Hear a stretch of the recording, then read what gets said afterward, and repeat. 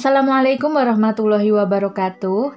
Halo semuanya, di video kali ini saya akan membahas kurikulum baru. Nah, di tahun 2022 katanya akan ada kurikulum baru. Kurikulum ini untuk membantu pemulihan pembelajaran yang disebut kurikulum prototip. Nah, apakah benar diterapkan di tahun ini? Di tahun 2022 atau bagaimana? Simak videonya ya. Kurikulum prototip diberikan sebagai opsi tambahan bagi satuan pendidikan untuk melakukan pemulihan pembelajaran selama tahun 2022 sampai 2024. Kebijakan kurikulum nasional akan dikaji ulang pada 2024 berdasarkan evaluasi selama masa pemulihan pembelajaran. Sebelum pandemi atau pra-pandemi, kita menggunakan kurikulum 2013 atau biasa disebut juga K13. Selama pandemi, pada tahun 2020 sampai 2021, kita menggunakan kurikulum 2013 dan kurikulum darurat atau kurikulum 2013 yang disederhanakan. Di tahun 2021-2022, kita menggunakan kurikulum 2013, kurikulum darurat, dan kurikulum prototip di Sekolah Penggerak atau SP dan SMK PK atau SMK Pusat Keunggulan. Pada pemulihan pembelajaran di tahun 2022 sampai 2024, rencananya akan menggunakan kurikulum 2013, kurikulum darurat, dan kurikulum prototip sebagai opsi bagi semua satuan pendidikan. Nanti di tahun 2024, penentuan kebijakan kurikulum nasional berdasarkan evaluasi terhadap kurikulum pada masa pemulihan pembelajaran. Sebenarnya, kurikulum prototip melanjutkan arah pengembangan kurikulum sebelumnya yang berorientasi holistik. Kurikulum dirancang untuk mengembangkan murid secara holistik, mencakup kecakapan akademis dan non-akademis, kompetensi kognitif, sosial, emosional, dan spiritualnya. Kemudian berbasis kompetensi, bukan konten. Kurikulum dirancang berdasarkan kompetensi yang ingin dikembangkan, bukan berdasarkan konten atau materi tertentu.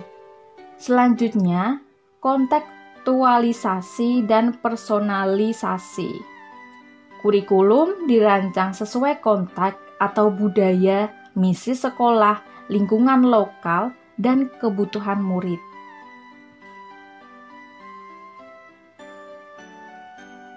Kurikulum prototip mendorong pembelajaran yang sesuai dengan kemampuan siswa serta memberi ruang lebih luas pada pengembangan karakter dan kompetensi dasar. Pada kurikulum prototip memiliki beberapa karakteristik utama yang mendukung pemulihan pembelajaran. Yang pertama, pembelajaran berbasis proyek untuk mengembangkan soft skill dan karakter, iman, takwa, dan akhlak mulia, gotong royong, kebinekaan global, kemandirian, nalar kritis, serta kreativitas. Kemudian fokus pada materi esensial, sehingga ada waktu cukup untuk pembelajaran yang mendalam bagi kompetensi dasar seperti literasi dan numerasi. Selanjutnya, fleksibilitas bagi guru untuk melakukan pembelajaran yang sesuai dengan kemampuan murid, teach at the right level. dan melakukan penyesuaian dengan konteks dan muatan lokal. Fleksibilitas perancangan kurikulum sekolah. Saat ini, kerangka kurikulum saat ini mengunci tujuan pembelajaran per tahun. Struktur kurikulum saat ini mengunci jam pelajaran per minggu. Nah, untuk kurikulum prototipe menetapkan tujuan belajar per fase 2-3 tahun untuk memberi fleksibilitas bagi guru dan sekolah. Kemudian, kurikulum prototipe menetapkan jam pelajaran per tahun agar sekolah dapat berinovasi dalam menyusun kurikulum dan pembelajarannya. Nah, pada saat ini kita menggunakan kurikulum 2013, jumlah jam pelajaran per minggu, sedangkan nanti untuk kurikulum prototipe akan diinovasikan menjadi per tahun agar sekolah dapat berinovasi dalam menyusun kurikulum dan pembelajarannya sesuai kebutuhan anak didik. Fleksibilitas perancangan kurikulum sekolah bagi PAUD. Ini yang akan ada perbedaan di setiap jenjang. Pada PAUD, kegiatan bermain sebagai proses belajar yang utama. Penguatan literasi dini dan penanaman karakter melalui kegiatan.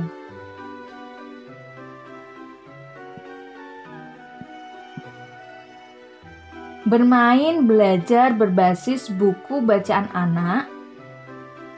Fase fondasi untuk meningkatkan kesiapan bersekolah.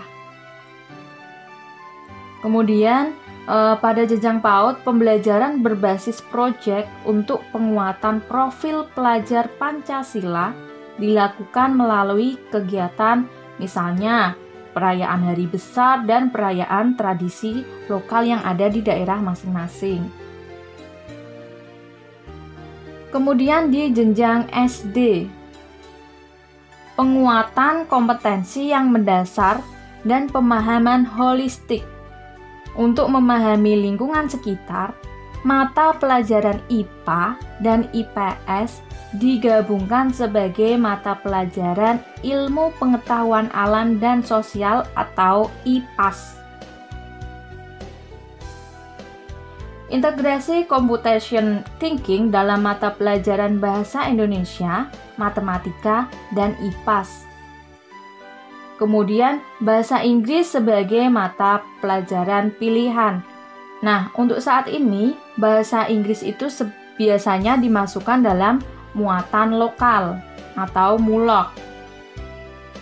Kemudian selanjutnya, pembelajaran berbasis proyek untuk penguatan profil pelajar Pancasila dilakukan minimal 2 kali dalam 1 tahun ajaran.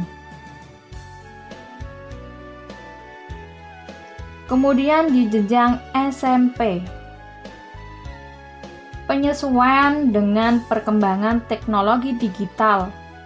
Mata pelajaran informatika menjadi mata pelajaran wajib, kalau dahulu disebut TIK. Kemudian panduan untuk guru informatika disiapkan untuk membantu guru-guru pemula, sehingga guru mata pelajaran tidak harus berlatar belakang pendidikan informatika. Pembelajaran berbasis proyek untuk penguatan profil pelajar Pancasila dilakukan minimal 3 kali dalam 1 tahun ajaran. Selanjutnya untuk jenjang SMA. Program peminatan atau penjurusan tidak diperlakukan. Di kelas 10, pelajar menyiapkan diri untuk menentukan pilihan mata pelajaran di kelas 11. Mata pelajaran yang dipelajari serupa dengan di SMP. Di kelas 11 dan 12, pelajar mengikuti mata pelajaran dari kelompok mapel wajib dan memilih mata pelajaran dari kelompok MIPA, IPS, bahasa, dan keterampilan vokasi sesuai minat, bakat, dan aspirasinya. Selanjutnya, pembelajaran berbasis proyek untuk penguatan profil pelajar Pancasila dilakukan minimal 3 kali dalam 1 tahun ajaran dan pelajar menulis esai ilmiah sebagai syarat kelulusan. Nah, bagi SMA, sebagai syarat kelulusan harus membuat esai ilmiah. Seperti misalnya di S1, kita diwajibkan skripsi, S2, tesis, S3, disertasi. Nah, sekarang di SMA harus menulis esai ilmiah sebagai syarat kelulusan. Selanjutnya SMK. Dunia kerja dapat terlibat dalam pengembangan pembelajaran. Struktur lebih sederhana dengan 2 kelompok mata pelajaran, yaitu umum dan kejuruan. Persentase kelompok kejuruan meningkat dari 60% ke 70%. Penerapan pembelajaran berbasis proyek dengan mengintegrasikan mata pelajaran terkait. Praktik kerja lapangan atau PKL menjadi mata pelajaran wajib minimal 6 bulan atau 1 semester. Untuk saat ini kan hanya mungkin kebijakan sekolah ada 2 bulan, ada 3 bulan. Nah, di kurikulum prototipe, PKL itu diwajibkan 6 bulan atau 1 semester. Pelajar dapat memilih mata pelajaran di luar program keahliannya. Alokasi waktu khusus proyek penguatan profil pelajar Pancasila dan budaya kerja untuk peningkatan soft skill atau karakter dari dunia kerja. Selanjutnya, SLB. Capaian pembelajaran pendidikan khusus dibuat hanya untuk yang memiliki hambatan intelektual. Untuk pelajar di SLB yang tidak memiliki hambatan intelektual, capaian pembelajarannya sama dengan sekolah reguler yang sederajat dengan menerapkan prinsip modifikasi kurikulum.